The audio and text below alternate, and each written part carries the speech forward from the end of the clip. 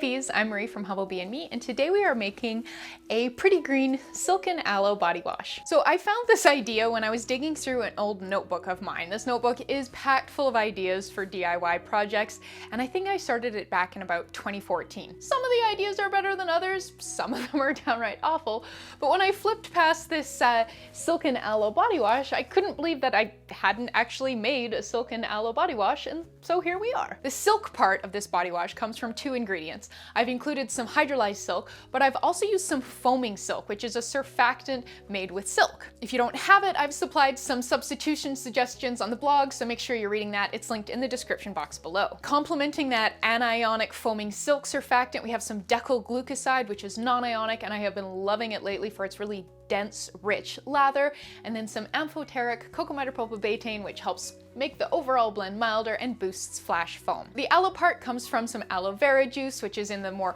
watery collection of ingredients, along with some water and some vegetable glycerin. Because the decyl glucoside is quite basic, I have also included a small amount of citric acid to bring the pH of this body wash down to the mildly acidic range where we want it to be. If you are making substitutions with the surfactants that you're using, I would recommend leaving out the citric acid to start with, and then checking and adjusting the pH when you're done as required. Now, when it comes to scent, I used a fragrance oil, and you don't have to use a fragrance oil, but I really do think you're going to want to use something, because honestly, this body wash does not smell very good on its own. I love decyl glucoside's lather, but the way it smells and kind of combined with everything else, it kind of comes off as just like a chemically detergent-y scent that's just not very nice, and it's noticeably not very nice. So I recommend choosing something that you think is nice. You don't have to use a fragrance oil, you could use an essential oil if you like, or try swapping out the water for a hydrosol of your choice. I have thickened this body wash with liquid Crothix, which is really easy, but if you don't have it, make sure you're reading the blog post for some substitution suggestions.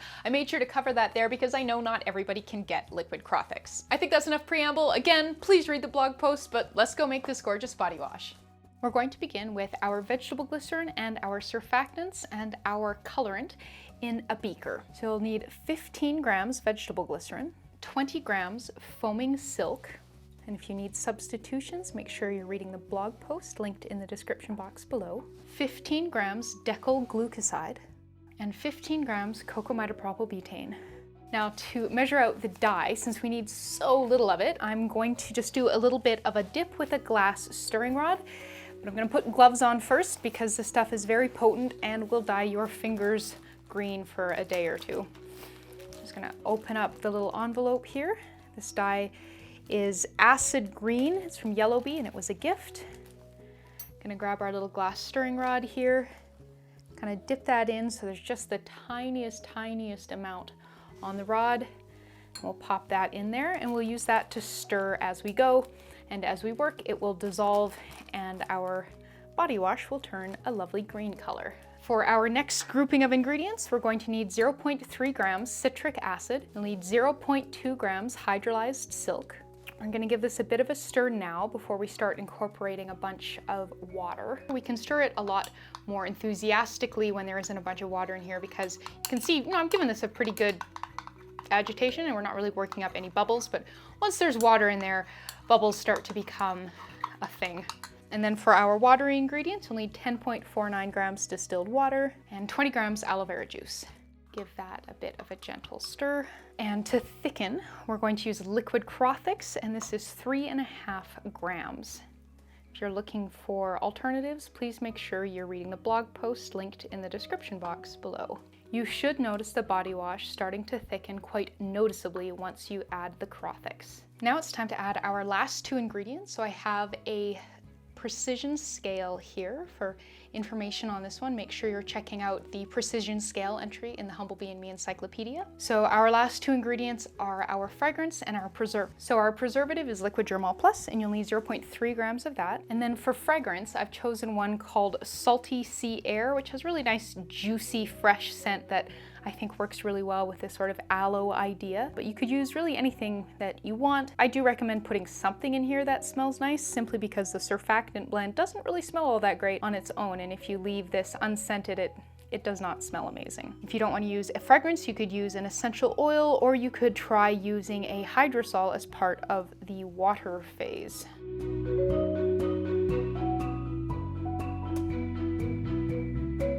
And our last step is packaging. So for packaging, I'm going to be using this 100 milliliter soft squeeze tottle. This is from Humblebee and this was a gift.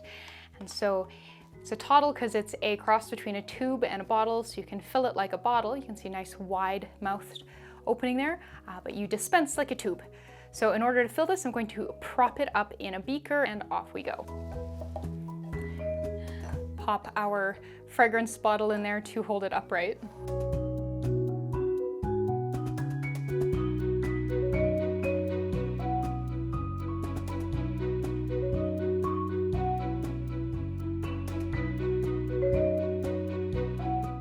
For a bit of a lather demo, I'm just going to pop a bit of distilled water in the beaker with the remnants of the body wash. And then I'm going to grab a little frothing device and we will give this a buzz and we will get some beautiful bubbles.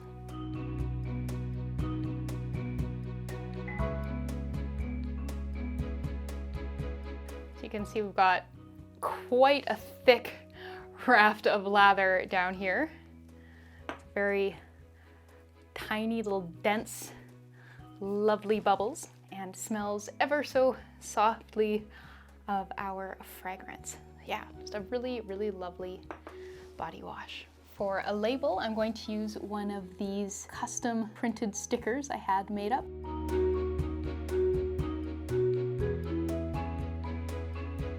And there you go.